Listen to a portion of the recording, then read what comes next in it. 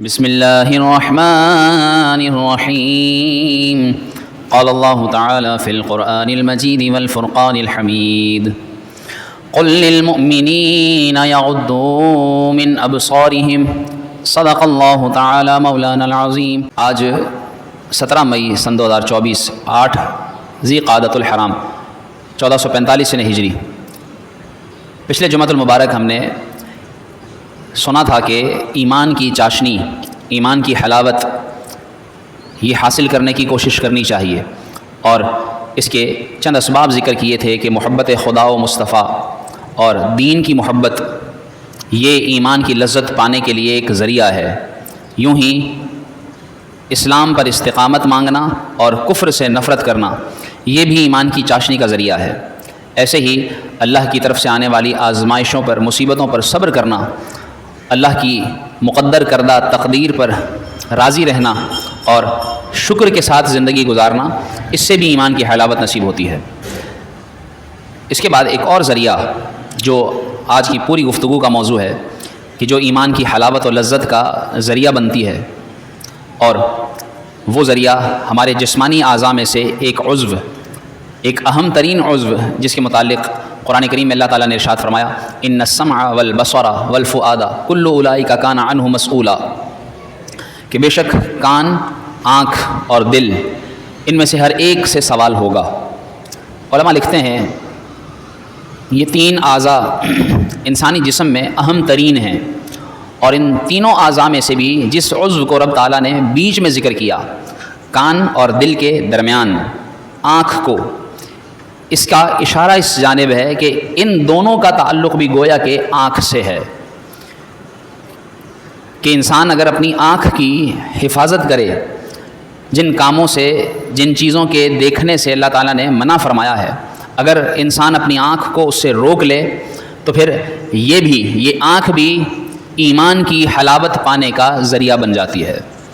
اور اگر اس نعمت کو انسان غلط استعمال کرے تو پھر جہاں اس کے جسمانی نقصان ہیں وہیں اس کے دنیاوی اور اخروی نقصانات اور عذابات بھی ہیں۔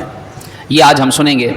اولاً ہمیں یہ غور کرنا ہے کہ یہ آنکھ کی نعمت جو اللہ نے ہمیں عطا فرمائی ہے، کبھی کیا ہم نے اس پر غور کیا کہ یہ کیسی پیاری نعمت ہے؟ جس کے پاس آنکھ نہیں، جو نابینا ہے، اندھا ہے، اس سے کبھی بیٹھ کر پوچھئے کہ دکھائی نہیں دیتا تو کیسا لگتا ہے؟ وہ آپ کو بتائے گا کہ یہ کتنی بڑی نعمت ہے۔ یا جس کی آنکھ تھی اور وہ آنکھ ضائع ہو گئی، بینائی چلی گئی، یا بینائی گئی نہیں لیکن بینائی کمزور ہو گئی، تو اس سے بھی پوچھئے کہ یہ آنکھ کی سلامتی، بینائی کی سلامتی یہ کتنی بڑی نعمت ہے جو اللہ تعالیٰ نے ہمیں بن مانگے عطا فرمائی ہے۔ اور اس آنکھ کی نعمت کا اگر ہم سائنسی اعتبار سے جدید تحقیق کے مطابق مطالعہ کریں تو ماہرین لکھتے ہیں کہ اللہ تعالیٰ نے انسانی آنکھ کے اندر 10 ملین یعنی 1 کروڑ رنگوں کو پہچاننے کی صلاحیت عطا فرمائی ہے۔ کتنی صلاحیت اللہ تعالیٰ نے انسانی آنکھ میں رکھی ہے۔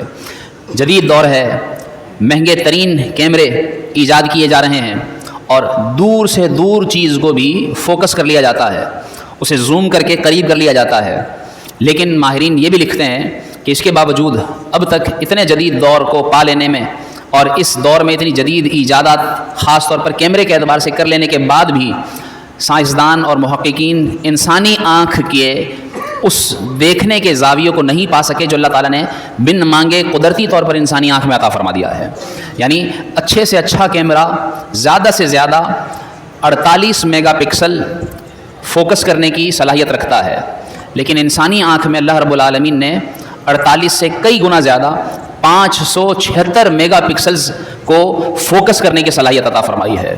یعنی میگا پکسلز کو اگر تحقیق کے مطابق دیکھا جائے تو 1 میگا پکسل کے اندر 1 انچ کے 1000 دائرے ہوتے ہیں، اسکوائرز ہوتے ہیں، اور اس طرح 1 میگا پکسل کے اندر اس طرح کے 1000 دائرے، اور پھر ان کو ضرب دیا جائے 576 سے تو آپ اندازہ لگائیے کتنا بن جاتا ہے۔ اور انسانی آنکھ کو اللہ رب العالمین نے اتنے سارے اسکوائرز یا اتنے سارے نقطے، ڈاٹس فوکس کرنے کی صلاحیت عطا فرمائی ہے۔ کتنی اللہ تعالیٰ نے انسانی آنکھ میں صلاحیت رکھی ہے۔ ایسے ہی انسانی آنکھ دن میں 15 مرتبہ، ایک تحقیق کے مطابق 28 مرتبہ 1 منٹ میں جھپکتی ہے. اگر 15 بار بھی 1 منٹ میں جھپکنے کا اندازہ لگایا جائے تو 1 منٹ میں جب 15 بار جھپکتی ہے تو پورے دن کے اندر 24 گھنٹوں میں جتنے منٹ بنتے ہیں اس حساب سے پورے دن میں انسانی آنکھ 28,000 سے زیادہ مرتبہ جھپکتی ہے. 28,000 سے زیادہ مرتبہ انسانی آنکھ جھپکتی ہے.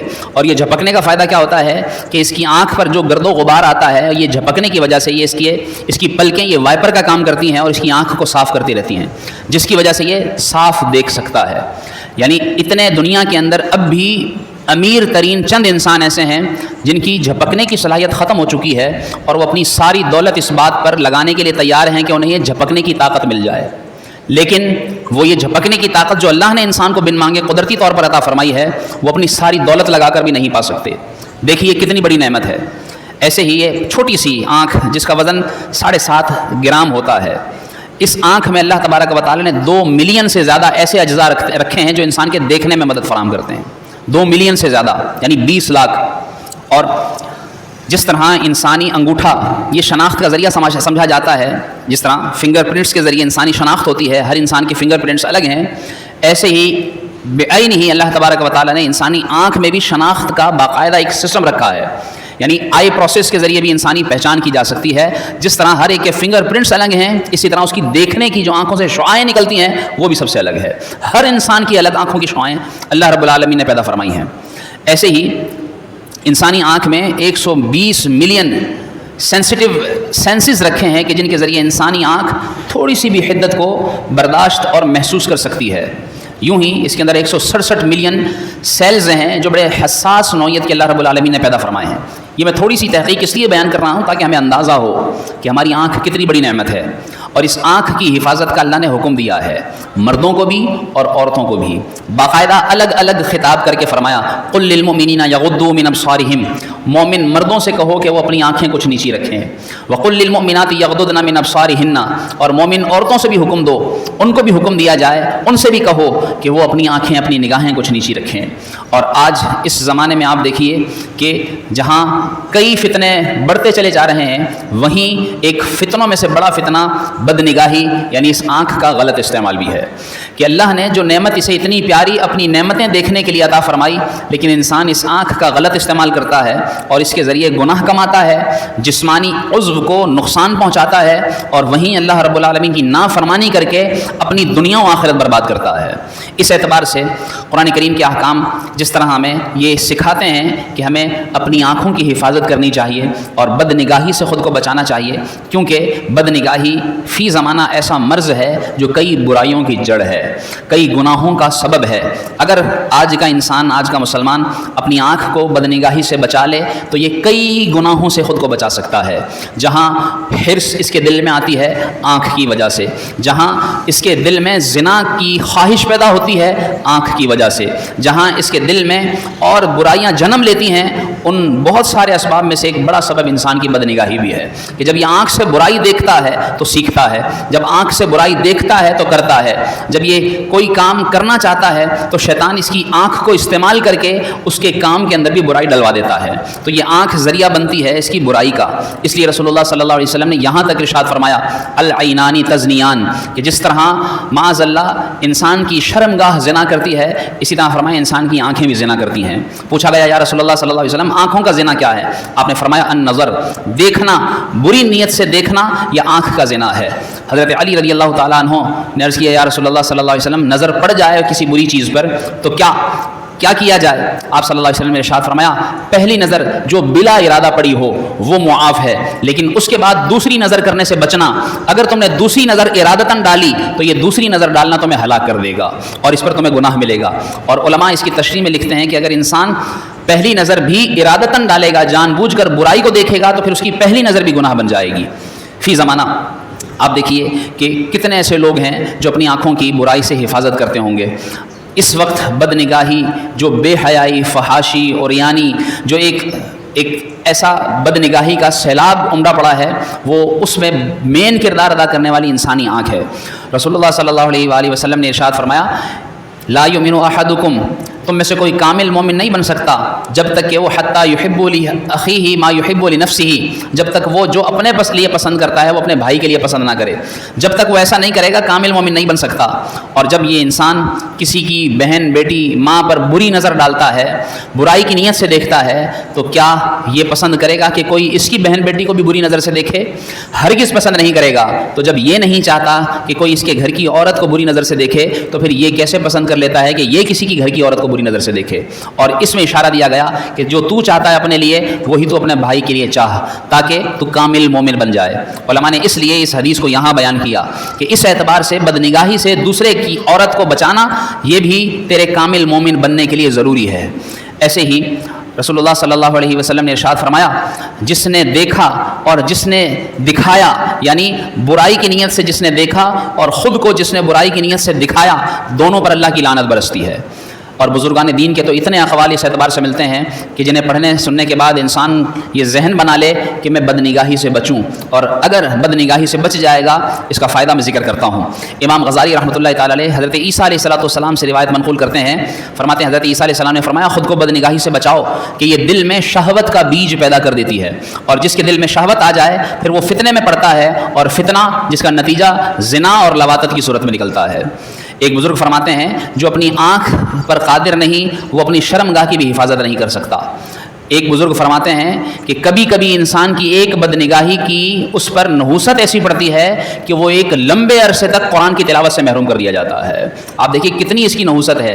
آج وہ لوگ غور کریں کہ جن کو قرآن کھولنے کی توفیق نہیں ملتی، قرآن کو دیکھنے کا موقع نہیں ملتا، کہیں ایسا تو نہیں کہ وہ بدنگاہی کی عادت بد میں مبتلا ہیں، اور اس نحوست کی وجہ سے ظاہر ہے کہ جو اللہ کی نافرمانی میں آنکھ کو لگائے تو پھر وہ اس قابل کہاں رہ جائے کہ وہ اللہ کے کلام کا دیدار کر سکے. اس لیے اسے اللہ کے کلام کی زیارت سے بھی محروم کر دیا جاتا ہے، اللہ کے کلام کی تلاوت سے بھی دور کر دیا جاتا ہے.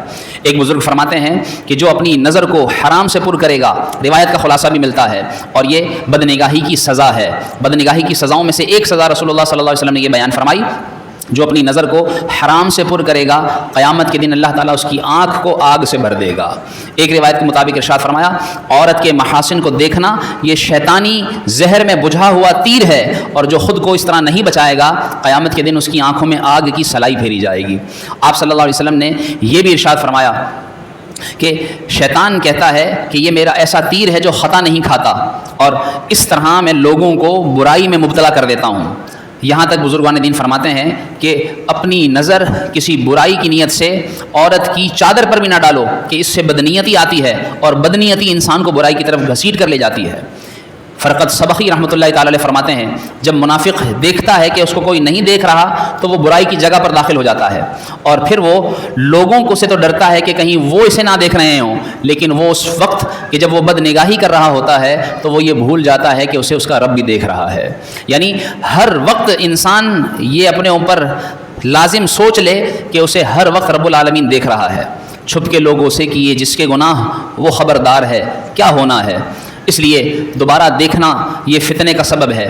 علماء لکھتے ہیں کہ اس زمانے میں کہ جب دیکھیے فلمیں عام ہیں، ڈرامے عام ہیں، معاذ اللہ شادی بیاہ کا موقع دیکھ لیجئے، مختلف تقریبات کا موقع دیکھ لیجئے، اسکول کالجز یونیورسٹیز کا ماحول دیکھ لیجئے، تفریح کے جو جگہیں ہیں وہ دیکھ لیجئے، اور پھر کوئی ایسی جگہ مارکیٹس میں آپ حالت دیکھ لیجئے کہ جہاں جو ہے وہ خواتین خاص طور پر بے پردہ نہ ہوں. اور معاذ اللہ اس وقت مرد حضرات اپنی آنکھوں کو جو حرام سے پر کرتے ہیں وہ کسی سے ڈھکا چھپا نہیں. یاد رکھیے کہ یہ انسانی آنکھ کو بدنگاہی سے بچانا یہ فرض ہے، اپنی آنکھ کو حرام سے بچانا یہ قرآن کریم میں اس کا حکم دیا گیا ہے، اور رسول اللہ صلی اللہ علیہ وسلم نے پھر اس کے فضائل بیان فرمائے ہیں. آپ صلی اللہ علیہ وسلم نے ارشاد فرمایا جو موضوع تھا کہ ایمان کی چاشنی، ایمان کی لذت، عبادت کی لذت و حلاوت، آپ صلی اللہ علیہ وسلم نے ارشاد فرمایا من غض بصرہ عن محاسن امرأۃ اورث اللہ قلبہ حلاوۃ الی یوم القیامہ. آپ صلی اللہ علیہ وسلم نے ارشاد فرمایا کہ جو اپنی نظر کو عورت کے محاسن سے بچائے گا، یعنی خود کو بدنگاہی سے روکے گا، اللہ اس کے دل میں ایسی لذت عطا فرمائے گا جو قیامت تک باقی رہے گی. آپ صلی اللہ علیہ وسلم نے ارشاد فرمایا احدث له عبادۃ یجد حلاوتها، اسے عبادت کی ایسی لذت عطا فرمائے گا کہ جس کی وہ حلاوت اپنے دل میں محسوس کرے گا۔ آج کتنے لوگ کہتے ہیں کہ نماز میں دل نہیں لگتا، عبادت میں دل نہیں لگتا، مسجد میں دل نہیں لگتا، قرآن نہیں پڑھا جاتا، دین کا علم پڑھا نہیں جاتا، مشکل ہوتا ہے، گھبراہٹ ہوتی ہے، بھاگنے کو جی چاہتا ہے، بس جلدی سے نکل جائیں۔ علماء فرماتے ہیں اس لیے کہ دل میں تمہارے عبادت کی لذت جو موجود نہیں۔ اگر عبادت کی لذت ہو تو پھر عبادت کی لذت تمہیں اللہ کے گھر سے نکالے نہ بلکہ کھینچ کر لائے اور تمہیں اللہ کی بارگاہ میں بٹھائے رکھے، تمہیں اس کی بارگاہ میں جھکائے رکھے اور تم اس کے کلام کو پڑھ پڑھ کر اس رب عز و جل کے کلام کے ذریعے اپنے رب سے تم باتیں کرتے رہو، اگر تمہارے دل میں حلاوت عبادت آ جائے۔ اور علماء نے اس کا سبب بیان فرمایا اپنی آنکھ کو برائی سے بچانا۔ آپ صلی اللہ علیہ وسلم نے یہ بھی ارشاد فرمایا قیامت کے دن ہر آنکھ روئے گی مگر جس آنکھ نے حرام سے خود کو بچایا ہوگا قیامت کے دن وہ آنکھ مسکرا رہی ہوگی۔ کیسی اللہ رب العالمین اس دن آنکھوں کو بھی یہ شان عطا فرمائے گا، یعنی انسان مسکراتا ہے ہونٹوں سے لیکن اس دن آنکھیں بھی کچھ کہہ رہی ہوں گی اور وہ آنکھیں خوشی سے رب العالمین کی طرف تک رہی ہوں گی۔